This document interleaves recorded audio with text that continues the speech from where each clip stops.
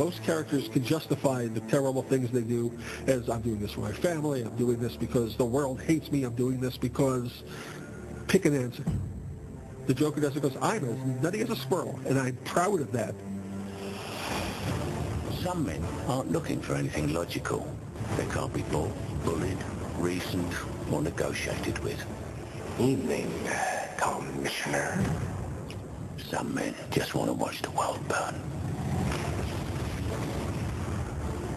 Let's put a smile on that face.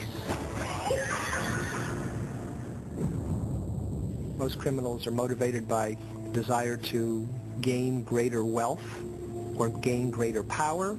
No, I have kids to feed. Well, I don't like falafel. Or to exact some form of revenge. There's a clear motivation which is understandable for what's prompting their behavior. In the case of somebody who's mentally ill, you can't necessarily predict what they're going to do because their motivations are not the normal ones. For example, an individual such as John Hinckley, who believed amidst his psychosis and narcissism that if he were to assassinate the President of the United States, Jodie Foster would fall in love with him. You see quickly where the logic in that line of thought falls apart. Why so serious? And the Joker has an agenda of chaos. He's a unique villain in that he is not even necessarily after money or power or any of those traditional things. So that's really the hardest kind of evil to fight because you can't bargain with it. Well, hello, beautiful. In The Dark Knight, the battle between Batman and the Joker is taken to the ultimate level. A little fighting, yeah. I like that. And you're gonna love me. I always felt, as Batman, that there was a great curiosity about this Joker because he hadn't come across anybody like him before. This is another character like himself who will not compromise whatsoever. I think the Joker is the logical response to a character like Batman.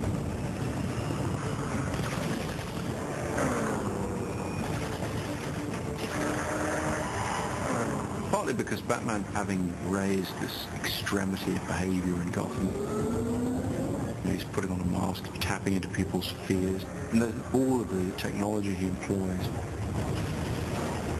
He's distinguishing himself to fight crime. Now there's a Batman.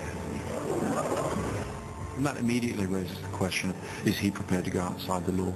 How far is he prepared to bend the rules? They are dark reflections of each other. They're both men who operate outside of normal social norms. They're both highly talented, highly gifted at what they do. So they have a lot in common. Every yin has a yang, every positive has a negative.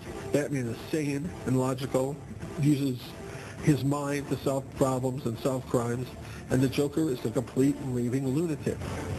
Batman says, philosophically, we can acknowledge an imperfect world. We can acknowledge that we have to step outside of social norms, but that doesn't make the social norms meaningless. The Joker says, the presence of random injustice means that there is no justice. The fact that innocence can be destroyed means there is no innocence. So your life is a joke. Now, when someone says your life is a joke, that's a challenge. It's not just a physical challenge. It's a moral challenge. It's an intellectual challenge. And Batman can't let that go. Because the Joker isn't just threatening him physically. He's threatening the premise of Batman's existence. That's why it's such an epic discussion that they're having. And of course, it's played out physically. It's played out in fights and punches and gunshots.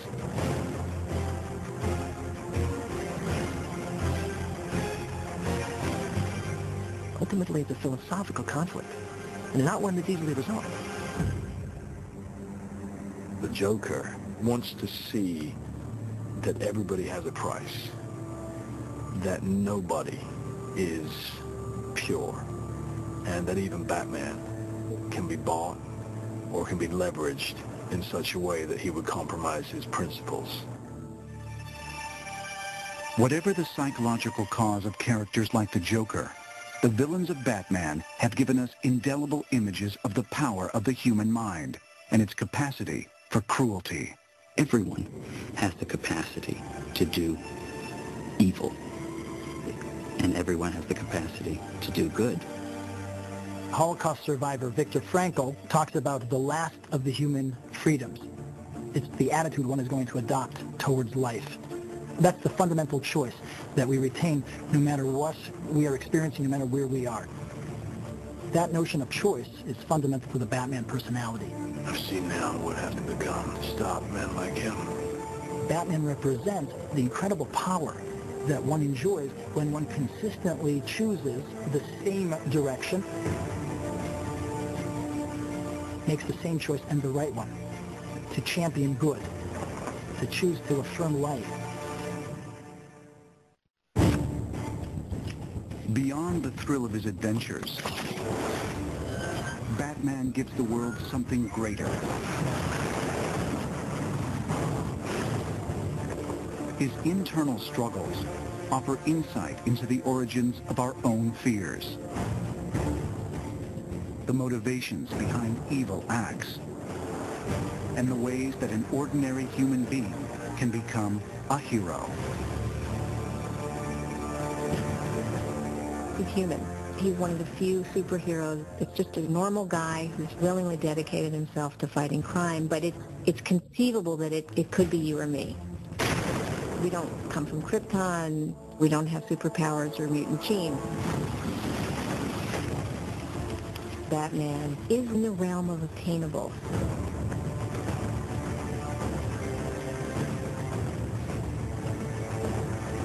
I think Batman's the most relatable of superheroes because he's not really technically a superhero. He doesn't have any superpowers except his extraordinary capacity for self-discipline.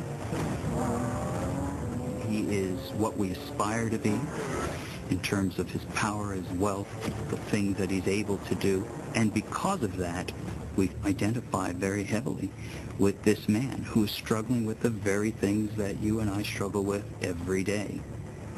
We try to build upon our strengths, and we try to minimize those things that are weaknesses. We try to figure out what's going on in this crazy world. Batman reflects the full spectrum of emotional angst and joy and sorrow that each and every one of us experience in life. Bruce is certainly suffering, sacrificing, in many ways, from this character of Batman, who he has unleashed and who he's really unable to rein in anymore. You're getting lost inside this monster of yours. I'm using this monster to help other people, just like my father did. Batman does sit on top of this mountain of anger. I think he's more in control of it than he wants his adversaries to think. He wants his adversaries to think that he might lose it at any minute and kill them, you know. Do I look like a cop? It works in his favor that you think he's completely unpredictable, which really the Batman myth speaks to. I mean, it's all about where's this thing that I never thought could happen going to come from? You know, who's going to step out of the shadows and kill somebody I love? Some people talk about Batman as a damaged individual, as a person who is still playing out his childhood wounds. I don't find that a very compelling interpretation, because that doesn't make him a hero. If he's damaged, he's less than us. Batman's a hero. He's more than us.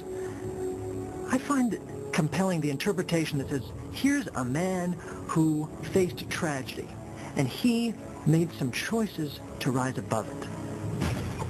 He used that tragedy to improve himself and to improve the world.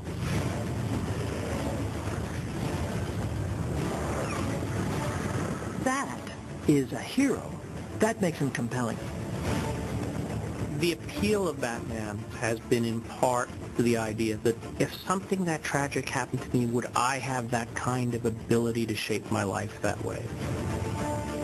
I can't tell you how many people who have contacted me and said, I went through tragedy and turned it into a victory. the Batman's image was ever before my eyes, and I used that image to get myself out of the depths of despair.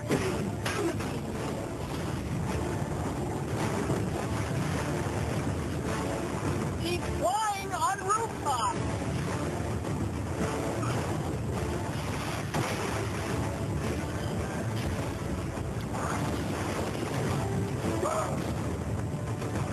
The best thing about Batman is he's not really a superhero.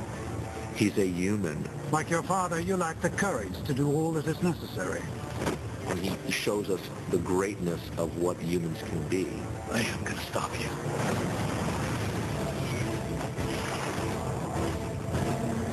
The reason the Batman is a hero is because he's on our side. He is the balance. He is the cosmic balance to all the insanity.